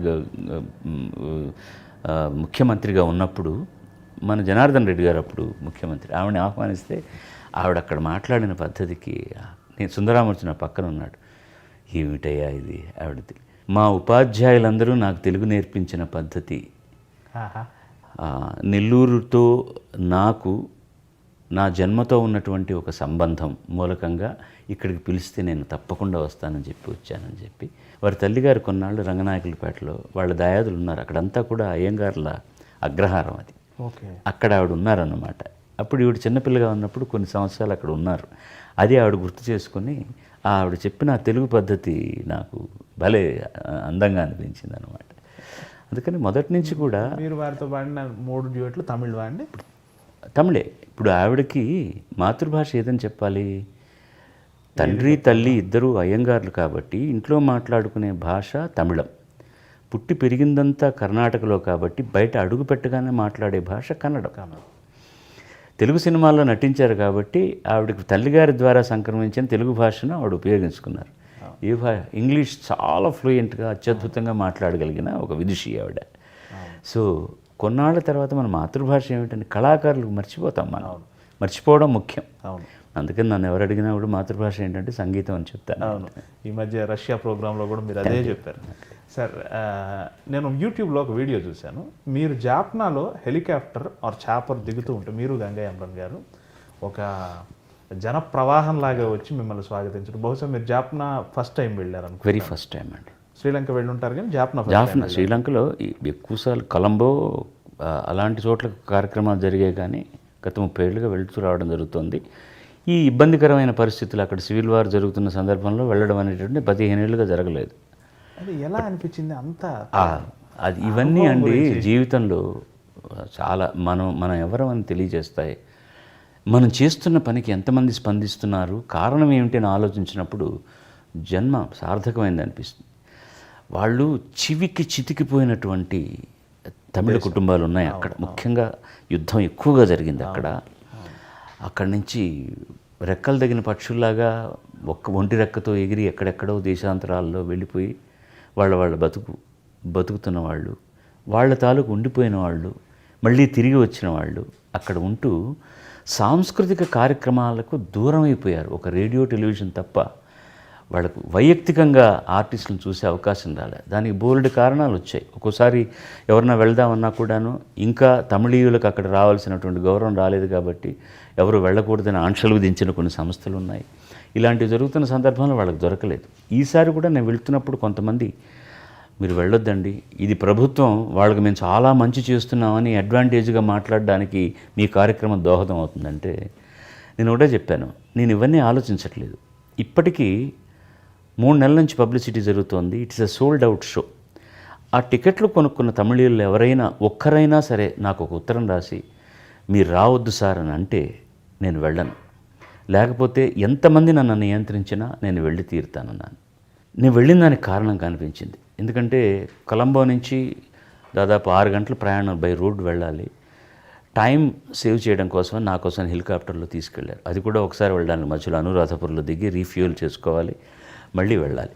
జనం వాళ్ళు ఎక్కడో ఒక సెక్యూర్డ్ ఎయిర్పోర్ట్లో దించుతారు నన్ను అని అనుకున్నాను తప్ప, ఒక పెద్ద స్కూల్ ఉంది అక్కడ. ఆ స్కూల్లో తప్ప హెలిప్యాడ్ ఉండడానికి అవకాశం లేదు. పైనుంచి చూస్తున్నప్పుడు ఇంత జనం ఉన్నారు కదా, పోలీసులు ఉన్నారు కనపడుతున్నారు, కాకి యూనిఫామ్ నియంత్రిస్తారనుకున్నా. దిగి వెళ్ళే వరకు ఆగారు, ఎందుకంటే చాపర్ కాబట్టి వాళ్ళకు భయం ఉంటుంది. ఇక ఆ తర్వాత ఏ పోలీసులు నియంత్రించలేకపోయారు, కట్టుదిట్టం చేయలేకపోయారు. పట్టున్నారు, ముద్దు పెట్టుకుంటున్నారు, తాకుతున్నారు, ఏడుస్తున్నారు, అన్నీ చేస్తున్నారు. నేను ఇలా వెళ్ళిపోయాను. మిగతా వాళ్ళు ఏదో కర్రలు తీసుకొచ్చి అది ఇదే వదలండి అది ఇది అంటున్నారు. నేను ఏం పర్వాలేదు వదిలేండి సార్, ఎవరు మేడపడి తొక్కారు నన్ను, అని అలా వెళ్ళి కారు ఎక్కబోతూ కారు మీదకి ఎక్కి అందరికి నమస్కారం పెట్టి వెళ్ళాను. వాళ్ళు profusely the apologise to me, the security కానీ మిగతా వాళ్ళందరూ కానీ, మేమేం చేయలేకపోయాం సారీ మీకేమన్నా ఇబ్బంది కదని చాలా ఎంజాయ్ చేశానయ్యా. నేనేమిటో నాకు చెప్పారు వాళ్ళు. నేను ఇవాళ రావడానికి కారణం ఏంటో నాకు బాగా తెలిసింది. నేను రావడం వల్ల వాళ్ళు ఎంత ఆనందపడుతున్నారో తెలిసింది. ఇంతకంటే కావాల్సిన అవసరం లేదు. సముద్రం బ్యాక్ డ్రాప్గా ఉంటుంది స్టేజీ, ముందర సముద్రం అంత జనం ఉన్నారు. అంత బాగా ఎంజాయ్ చేశారు. ఎంత ఆనందం వస్తుందండి ఇది కదా ముఖ్యంగా. ఇప్పుడు కుర్రతనం పొగరలో ఉన్నప్పుడు ప్రోగ్రాం చేసినప్పుడు జనం రావడం, మన రాత్రి ఇంకో ఊరు వెళ్ళడం, ప్రయాణాలు చేయడం. ఇప్పుడు ఇంకా వాళ్ళ కోసం పాడగలగడం, వాళ్ళు రావడం, ఆనందించడం మన ప్రొఫెషన్కి, మన వృత్తికి ఒక పరమార్థం దొరికింది అనిపిస్తుంది. ఎక్కడున్నా వాళ్ళు మనవాళ్ళే కదా సార్. అయ్యా భారతీయులు అందరం. అవును, సుష్మా స్వరాజ్ ఒకసారి పార్లమెంట్లో అంటున్నారు, సిర్ఫ్ సీమా పార్ హై వే లోగ్ ఇసీలియే హమ్ ఉన్కో ఛోడే కదా. మరి ఇప్పుడు మొన్న వరకు కలిసే ఉంది. గొయ్యి తీసి ఇలా లాగి అవతల పెట్టేయలేదు కదండి పాకిస్తాన్ కానీ, శ్రీలంకన్ కాలుతో తన్ని నీళ్ళలో దూరంగా నెట్టేయలేదు కదా. నేను చిన్నప్పుడు రాస్తున్నప్పుడు భారతదేశపు నైసర్గిక స్వరూపము ఎల్లలు అంటే ఉత్తరమున హిమాలయము, దక్షిణమున శ్రీలంక, పడమట అరేబియా సముద్రము, ఉత్తరమున బంగాళాఖాతము అని చెప్పుకున్నాను తప్పించి ఇప్పుడు పాకిస్తాన్ లేని చోటుని ఎక్కడా చెప్పలేదు. అదే గుండె బరువు ఎక్కుతుంది అనమాట. ఇప్పుడు ఆ నైసర్గిక రూపాన్ని చూస్తుంటే వాళ్ళు విడిగా ఉండొచ్చు. ఇది రాజకీయపరమైన తేడా తప్ప జనాల్లో కూడా అది లేదండి. మనం ఏదో క్రికెట్ వచ్చినప్పుడు రాజకీయం గురించి మాట్లాడతాం కానీ వాళ్ళు రావడాలు, ఆనందపడ్డాలు, సంగీతం వినడాలు, సినిమాలు చూడాలు అన్నీ జరుగుతాయి. ఇది కేవలం ఒక రాజకీయానికి సంబంధించిన వివక్ష అంతే. పాకిస్తాన్లో మీకు ఎంతమంది అభిమానులు ఉన్నారు? అదే మీరే చెప్పారు. నూర్జహాన్ ఒకసారి ఒక ఇంటర్వ్యూలో మీ గురించి ఆ దేశపు మల్కియా తరన్నం అని బిరుదు ఆవిడకి, అంటే సంగీత సామ్రాజ్ఞి అని. ఆవిడ లతా మంగేష్కర్నే అన్నారు అలాగా. ఆవిడ ఏ లడక అచ్చాగారా ఆయన ఒక్కటి చాలదు, అంతకంటే ఏం కావాలి. ఒకసారి నేను హ్యాంబర్గ్లోనే ఎక్కడో రోడ్డు మీద వెళ్తుంటే ఒక అతను నన్ను దాటి వెళ్ళి మళ్ళీ వెనక్కి వచ్చి ఎస్పీ బాలసుబ్రహ్మణ్యం అయినా అన్నాడు. నేను ఎక్కడో బాంబే నుంచో గుజరాత్ నుంచో ఉన్నవాడని, భారతీయుడని అవును అన్నాను నేను. సార్ ఏదో కాదర్ ఖాన్ అని ఏదో చెప్పాడు. నేను ఐఎమ్ ఫ్రమ్ పెషావర్, మీ అంటే చాలా ఇష్టం, మీ పాటలు చాలా ఇష్టం అన్నాడు. గుండె ఉప్పం కదండి, ఎందుకు కాదు. సంగీతానికి వెళ్ళలు లేవు, రాజకీయానికి వెళ్ళలు ఉన్నాయండి. ఖచ్చితంగా. ఇక్కడ విషయం ఏంటంటే ప్రతి రాజకీయ నాయకుడు పార్టీలకు అతీతంగా మిమ్మల్ని అభిమానిస్తారు ఒక కళాకారుడిగా. ప్రధానంగా నేను ప్రస్తావించదలుచుకుంది ఏంటంటే మోడీ గారికి మీ పట్ల ప్రత్యేకమైన అభిమానం ఉంది. మరి బహుశా మీరు ఆ విశేషాలు పంచుకుంటారో లేదో నాకు తెలియదు కానీ స్వచ్ఛ భారత్కి ఆయన ఏరి కోరి మిమ్మల్ని బ్రాండ్ అంబాసిడర్గా పెట్టారు సౌత్ నుంచి. ప్లస్ నేను విన్నది ఏంటంటే ఆయన మీ కళ పట్ల కూడా చాలా అనురక్తి ప్రదర్శిస్తారు, మీ పట్ల చాలా ప్రత్యేకమైన అభిమానం అని విన్నాము. ఇది కొంచెం ఈ నిజానికి కాస్త దూరమైన అతిశయోక్తి ఇది. అలాగే ఆయన నా పట్ల మాట్లాడిన 2 ముక్కల వల్ల కానివ్వండి, ఏదైనా కానివ్వండి, ఆయన నాకు గౌరవం చూపిస్తున్నాను. గౌరవం ఉంది తప్ప అంత ఇంటిమసీ లేదు మా ఇద్దరి మధ్య. ఇప్పుడు ఇక్కడ చాలామంది బ్రాండ్ అంబాసిడర్లో నేను ఒకడిని. దానికి కారణం ఆయన మాత్రమే కాదు, ఇక్కడ ఉన్నటువంటి వాళ్ళని అడిగి ఎవరైతే దానికి మర్యాద ఉంటుందో అడగడం, వెంకయ్యనాయుడు గారు లాంటి వాళ్ళు సంప్రదించినప్పుడు ఫలానా వాళ్ళని చెప్పడం నాకు వచ్చింది. కానీ ఆయన ఏరుకోరి నన్ను పెట్టలేదు దానికి. ఆయన నా పట్ల చూపించిన గౌరవానికి ఒకే ఒకసారి సందర్భంలో ఆయన కలుసుకున్నాను. నిదర్శనం అదే. పోయిన సంక్రాంతి సందర్భంలో మన నాయుడు గారు, వెంకయ్య నాయుడు గారు ప్రతి సంవత్సరం అక్కడ ఒక సంరంభం జరుపుతారు. దానికి అందరు రాజకీయ నాయకులు వస్తారు, పార్టీకి అతీతంగా అందరూ వస్తారు. అక్కడ ఉన్నటువంటి తెలుగు, తమిళ, కేరళ, కన్నడ సంఘాలకు సంబంధించిన వాళ్ళందరూ వచ్చి వాళ్ళ ఓ నృత్యం, ఓ పాట పాడడం జరుగుతుంది. ఆ సందర్భంలో తెలుగులో నేను చేసినటువంటి ఈ స్వచ్ఛ భారత్ గీతాన్ని విడుదల చేయడానికి మామూలుగా ముఖ్యమంత్రి గారు రారు, ఆయన ఎన్నో పనులు ఉంటారు. దీనికనే ఆయన రిక్వెస్ట్ చేస్తే వచ్చారు. ఆయన వచ్చి వేదిక మీద ఒకటే కుర్చీ, ఆయన ఎవరూ కూర్చోలేరు. వేదిక మీద కళాకారులు పర్ఫామ్ చేసి వెళ్ళిపోయేవారు. నాయుడు గారు మైక్ పట్టుకుని నుంచుకుని వాళ్ళకు ధన్యవాదాలు చెప్పడం జరుగుతోంది. వచ్చిన వాళ్ళందరినీ ఆహ్వానించడం జరుగుతోంది. ప్రైమ్ మినిస్టర్ గారు వచ్చారు. నేను ఇంతకుముందు చీఫ్ మినిస్టర్ ప్రైమ్ మినిస్టర్ గారు వచ్చారు. వేదిక మీద ఆయనకు ఒక ఆసనం ఉంది, కూర్చున్నారు. కూర్చుని ఆయన మాట్లాడిన తర్వాత, ఆయన చాలా ముక్తసరిగా మాట్లాడిన తర్వాత, అందరికీ శుభాకాంక్షలు తెలిపిన తర్వాత ఇది ఆయన చేత విడుదల చేయించి అది ప్లే చేశారు. ఆయన నుంచుని ఉన్నారు, నేను నుంచుని ఉన్నాను. నేను ఆయన్ని అయిన తర్వాత ఆప్ ఉపస్థిత్ కీజియే అన్నాను నేను. ఆప్ బైఠి అన్నారు ఆయన. అక్కడ ఒకటే కుర్చీ ఉంది. ఈ లోపల గబగబా వెంకయ్యనాయుడు పురమాయంతో ఇంకో కుర్చీ తెచ్చి వేశారు. అయినా కూడా మీరు కూర్చోండి అన్నాను ఆయన్ని. పెహలే ఆప్ బైఠి అన్నారు. ఇంకొకసారి అన్నాను, మీరు పెద్దలు కూర్చోండి అని, దయచేసి కూర్చోండి అన్నారు. ఇంకా అంత చేయకుండా నేను కూర్చున్న తర్వాత ఆయన మాట్లాడి కూర్చున్నారు. పాట విన్నాం, ఎంత బాగుందో మీ అందరికీ తెలుసు. ఆయన 50 ఏళ్ళుగా పాడుతున్నారని చెప్పారు నాయుడు గారు. ఒక వ్యక్తి ఒక పరిపూర్ణమైన 50 సంవత్సరాలు, ఆయన పరిపూర్ణమైన 50 సంవత్సరాలు వృత్తి జీవితం గడిపాడు అంటే దాని వెనక ఎంత త్యాగం ఉంటుంది, ఎంత కృషి ఉంటుందని నేను గమనించగలను. ఒక కళాకారుడిగా ఆయన ముందు కూర్చోమనడమే న్యాయం. వయసులో కూడా నాకంటే పెద్దవారు వారు, తప్పే ఉంది, అందుకని వారిని కూర్చోమన్నాను నేను. సో దీన్ని బట్టి ఆయన సంస్కారం ఏమిటో మనకు అర్థమవుతుంది. ఇది తప్ప ఇంకా ఆయనతో నాకు ఏ విధమైనటువంటి అనుబంధం లేదు. నేను ఎప్పుడు ఆయనతో వేరే విధంగా మాట్లాడింది లేదు. ఇదే జరిగింది అంతే. ఆ గౌరవం ఆయన ఇచ్చారు కాబట్టి గర్వపడుతున్నాను, సంతోషపడుతున్నాను. ఒక సందర్భంలో జావేద్ అఖ్తర్ లతా మంగేష్కర్ గారి గురించి ఒక మాట అన్నారు. She has invested her life to music. Yes, ఆవిడ తన జీవితాన్ని పెట్టుబడిగా పెట్టి అత్యద్భుతమైనటువంటి ఒక నిర్వచనం లతా మంగేష్కర్కి. డబ్బు పెట్టుబడిగా పెట్టచ్చు, సమయం జీవితాన్ని పెట్టుబడిగా కదా. 13 సంవత్సరాలప్పుడు తండ్రి చనిపోగానే ఉన్న కుటుంబాన్ని బాధ్యత అంతా నెత్తిన వేసుకొని ఆవిడ యాక్ట్ చేయడానికి కూడా వెనుకాడకుండా చిన్న చిన్న పాత్రలు ధరిస్తూ కోరస్సులు పాడుతూ చివరి వరకు జీవితాన్ని త్యాగం చేసింది. ఆవిడ ఇల్లాలు కాలేదు. అవును, అందరినీ నిలబెట్టి కుటుంబంలో ఉన్న ఒక్క తమ్ముడిని, మిగతా చెల్లెళ్ళందరినీ కూడా వాళ్ళని సుస్థిరంగా నిలబెట్టి అలా హాయిగా ఒక భీష్మాచార్యుల్లాగా 50 ఏళ్ల పరిపూర్ణ వృత్తి జీవితం అన్నారే. అవునండి, దీన్ని నేను అలాగే చూస్తున్నాను సార్. మీరు కూడా మీ జీవితాన్ని పెట్టుబడిగా పెట్టారు. కానీ సార్ ఇది నేను చేయవలసిన అగత్యం నాకున్న కారణం వేరే. మొట్టమొదటి నేను చెప్పాను అది 10 పాటలు పాడితే కానీ నేను 10 పాటల పైన పాడలేను అని. నా మీద వాళ్ళు చూపిస్తున్న దీన్ని నేను కొంచెం దీన్ని సీరియస్గా తీసుకొని దీంట్లో మనకి ఈ వృత్తిలో ఇంకా చదువులోకి వెళ్ళలేమని తెలిసిపోయింది కాబట్టి దీంట్లో నేను ఎంత దూరం వెళ్ళగలనో, ఎంత బాగా చేయగలనో చేయాలని కృషితో చేశాను. దానికి కొన్ని త్యాగాలు చేయాల్సి వస్తుంది. సంసార జీవితానికి దూరంగా ఉంటాం, పిల్లల్ని ఎదుగుదలను చూడలేము, ఇవన్నీ ప్రతి వాళ్లకు జరిగేదే. బట్ ఆవిడతో పోల్చడానికి మనకు అధికారం లేదు. ఆవిడ వృత్తిని స్వీకరించడానికి ముందరే బాధ్యత స్వీకరించాల్సి వచ్చింది. నాకు ఎవరైనా అవకాశం ఇవ్వండి, నేను వేషాలు కూడా వేస్తానంటే రోజుకు 2 రూపాయలు వచ్చినా కూడా కుటుంబం కోసం ఖర్చు పెట్టడానికి మొదలెట్టి ఆవిడ సంగీతం నేర్చుకుని ఇంకా ఎవరు అలాంటి గాయనమని లేరు అన్నట్టుగా ఆవిడ తయారైంది. నేను వృత్తిలోకి వచ్చిన తర్వాత నేను పరిణతి సాధించాలి కాబట్టి నేను చిన్న చిన్న త్యాగాలు చేయడం అనేటటువంటిది ఎవరైనా చేసేది. ఆవిడ అలా కాదు. 13 ఏళ్ళు ఏం జీవితం చూసి ఉంటుంది ఆవిడ. తర్వాత ఆవిడ పెద్ద లగ్జరీ కార్లో ఉండొచ్చు. ఇప్పుడు కూడా ఆవిడ ఉండే చూస్తే ఒక 3 బెడ్రూమ్ అపార్ట్మెంట్, చాలా సాదాసీదాగా ఉంటుంది. ఎక్కడ పెద్ద విల్లాలు బంగ్లాలు కొనుక్కొని ఉండలేదు ఆవిడ. అవునట సార్. ఇప్పుడు ప్లేబ్యాక్ సింగర్గా ఒక దాన్ని ఏమంటారు, మెహబూబ్ గులూకార్ అంటారు హిందీలో, అట్లా స్టార్ సింగర్ అనే ఒక కాన్సెప్ట్ ఉండేది. లతా మంగేష్కర్, ఆశా భోంస్లే, సుశీలమ్మ గారు, మీరు, బాలు గారు, ఘంటసాల గారు, మహమ్మద్ రఫీ, జేస్దాస్. ఆ శకం అయిపోయిన తర్వాత మెహబూబ్ గులూకార్, ఈ స్టార్ సింగర్ అనే కాన్సెప్ట్ ఎందుకు పోయింది? ఇక ఎందుకు మీ స్థాయికి మిగతా వాళ్ళు ఎవరు రీచ్ కాలేకపోతున్నారండి? స్టార్ ఛానల్లో వచ్చే స్టార్ సింగర్లు అంటున్నారు కదా.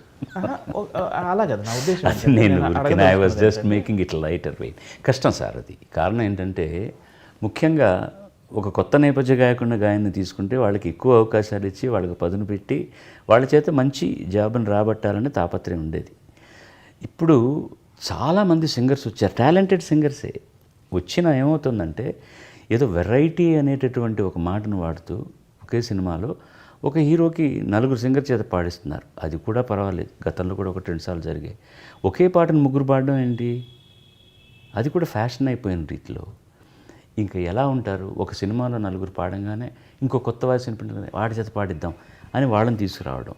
లేదా ఇప్పుడు ఏ భాషలో పాడుతున్న వాళ్ళు మరో భాషలో పాడినా తప్పు లేదు, ఆ భాషకు న్యాయం చేసినంత వరకు తప్పే లేదు. ఇప్పుడు ఎవరో ఒక పెక్యులర్ వాయిస్ ఒక యాడ్లో వింటారనుకోండి, మనం ఎందుకు పాడించకూడదు అని తీసుకురావాల్సిన అవసరం లేదు. అది ఎప్పుడంటే ఇక్కడ ఎవరైనా ఆ పాటకు అతనిలా న్యాయం చేయలేరు అనుకునే పరిస్థితులు తప్పకుండా పిలుచుకురావాలి. మేమందరం అలా పాడిన వాళ్ళమే కదా మిగతా భాష. నాకు అభిప్రాయం ఇప్పుడు ఏమవుతుందంటే ఫ్యాషన్ అయిపోయింది. అసలు కొన్నిట్లు కొంతమంది పేరు కూడా తెలియదు మనకు. పాపం వస్తున్నారు, ఓ 10-15 పాటలు పాడి కొద్దిగా సంపాదించుకుంటున్నారు, మళ్ళీ వాళ్ళు మర్చిపోబడుతున్నారు, ఇంకెవళ్ళో వస్తున్నారు. దానివల్ల ఏమీ జరగదండి. ఇప్పుడు త్యాగం అంటే ఎలా జరగాలంటేనండి, మీరు నిజంగా ఒక తరం అయిపోతుంది, ఆ తర్వాత ఇంత మంచి వాళ్ళు రావాలి అనుకున్నప్పుడు వీళ్ళలో ఉన్న బెస్ట్ ఒక 2 అబ్బాయిలని 2 అమ్మాయిలను తీసుకొని వాళ్ళకి ఎక్కువ ఎక్స్పోజర్ ఇవ్వాలి, ఎక్కువ అవకాశాలు ఇవ్వాలి, ఎక్కువ మంచి మంచి పాటలు పాడే అవకాశాలు ఇవ్వాలి. అప్పుడు వాళ్ళు నిలదొక్కుకోవడానికి అవకాశం ఉంటుంది. ఇప్పుడు కేవలం మాధ్యమం ఉంది కదా, దాంట్లో ఏవో కార్యక్రమాలు అందరూ కనపడుతున్నారు, పాపులర్ అవుతున్నారు, సంపాదించుకుంటున్నారు, వెళ్ళిపోతున్నారు తప్ప ఎవరికి ఆత్మసంతృప్తి లేదు. ఇంకొక పాయింట్ ఆలోచిస్తే వాళ్ళు నిలదొక్కుకోవడానికి ఇప్పుడు నాకు వచ్చిన కొత్తల్లో నేనే ఫస్ట్ అన్ని పాటలు పాడిన సినిమా. దాంట్లో ఉన్నటువంటి పాటల ద్వారా అన్ని రకాలు పాడగలడు అని ఒక చిన్న అవగాహన, జనానికి ఒక చిన్న అంగీకారం దొరికింది. ఆ తర్వాత ఏ దివిలో విరిసిన పారిజాతమో, ఇతను సెమీ క్లాసికల్ కూడా పాడగలడు, మామ చందమామ, ఇవన్నీ పాడుతూ పాడుతూ ఆడవే మయూరి, సంస్కృత సమాసాలను కూడా వీడు బాగా ఉచ్చరించగలడు. కాస్త ముందుకు వెళ్ళిన తర్వాత శంకరాభరణం, పాస్పోర్ట్, వీడికి సెమీ క్లాసికల్తో పాటు లలితమైన క్లాసికల్ సాంగ్ సినిమాకు సంబంధించింది కూడా పాడగలడు అని ఒక మాట. అంతకుముందు హలో బాలు అనేవాళ్ళు నమస్కారం అండి అనడం మొదలెట్టారు. కారణం ఏంటి? ఈ పరిణామ దశలో నాకు మంచి మంచి మంచి పాటలు ఇచ్చారు. నాకు వాటిని నేను చక్కగా పాడాను, 2 పక్కలా ఉంది అది. ఇప్పుడు అలాంటి సందర్భోచితమైన పాటలు ఎక్కడున్నాయండి? ఏ పాట ఇచ్చినా పాడగలిగేటటువంటి విజ్ఞానం ఉన్నటువంటి గాయని గాయకులు ఉన్నా కూడా నాలాంటి వాడికి దొరికినటువంటి మంచి పాటలు వాడికి దొరకట్లేదు. అది ఇచ్చే రికగ్నిషనే వేరే, అది ఇచ్చేటటువంటి మర్యాదే వేరు. ఇప్పుడు ఒకే రకం పాట 10 మంది పాడుతున్నప్పుడు అందులో వాడు పాడాడు కదా, ఇందులో వీడిని పాడిస్తామని అనుకుంటున్నారు తప్ప అలాంటి సందర్భం, ఆ సందర్భానికి తగిన